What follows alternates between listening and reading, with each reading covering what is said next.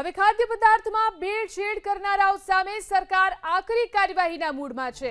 હવે જો કોઈ વ્યક્તિ હાનિકારક ખોરાકનું વેચાણ કરે છે અને તેના પરિણામે કોઈનું મૃત્યુ થાય છે તો તેવા કેસમાં 7 વર્ષથી લઈ અને આજીવન કેદ સુધીની જેલની સજા અને 10 લાખ રૂપિયા સુધીનો દંડ ચૂકવવો પડશે।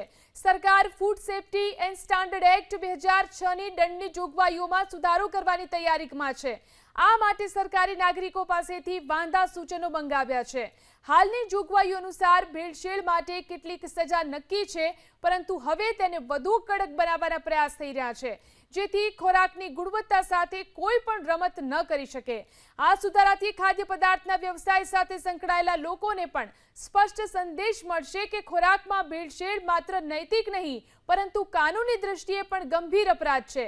સામાન્ય ભેળસેળથી લઈ અને હાનિકારક અને જીવલેણ ભેળસેળ સુધી દરેક ઉપર સખત કાર્યવાહી થશે।